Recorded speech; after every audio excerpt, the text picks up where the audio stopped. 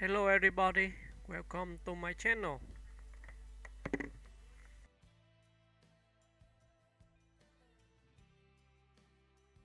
Pete de Freitas, born August 2, 1961, died June 14, 1989, was an English drummer best known as a key member of the post-punk band Echo and the Bunnymen. His dynamic drumming style, charisma, and creative energy made him one of the defining forces behind the band's distinctive sound during the 1980s. Early life and background. Peter Louis Vincent de Freitas was born in Port of Spain, Trinidad, into a large and musically inclined family of Portuguese descent. He grew up in England, where his family relocated when he was a child. Pete developed a fascination with rhythm and percussion early on and began playing drums as a teenager, inspired by both rock and world music influences. Career with Echo and the Bunnymen. In 1979, de Freitas joined Echo and the Bunnymen, replacing the band's drum machine and completing the classic lineup alongside Ian McCulloch, vocals, Will Sargent, guitar, and Les Pattinson, bass. His arrival brought a new level of intensity and precision to the group's music. De Freitas's drumming was both powerful and nuanced, often driving songs with tribal rhythms and sharp, dramatic fills. He played on the band's early albums, including Crocodiles, 1980, Heaven Up Here, 1981, Porcupine, 1983, Ocean Rain, 1984, the latter, often hailed as the band's masterpiece. Featured the lush single, The Killing Moon, where Pete's drumming contributed to its haunting, cinematic atmosphere. Brief departure and return. In 1985, de Freitas temporarily left the band, seeking new experiences and joining a project called the Sex Gods. He also explored life in the United States, riding motorcycles and experimenting with different music scenes. However, he returned to Echo and the Bunnymen the following year, just before they began recording their self-titled 1987 album.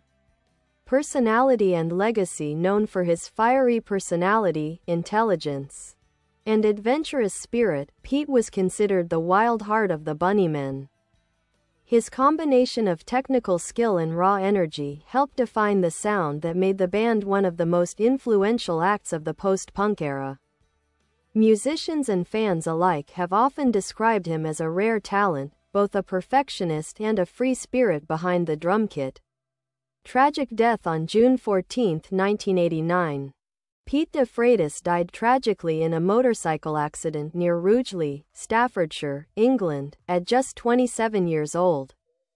He was on his way to Liverpool for rehearsals with Echo and the Bunnymen at the time of the accident. His death deeply affected the band, marking the end of an era for one of the most celebrated groups of the 1980s. Influence. Even decades after his passing, de Freitas remains a beloved figure among fans of post-punk and alternative rock. His drumming style continues to inspire musicians for its emotion, drive, and rhythmic sophistication. Critics often note that Echo and the Bunnymen's early brilliance owed much to his presence. Pete de Freitas wasn't just keeping time, he was shaping the band's heartbeat.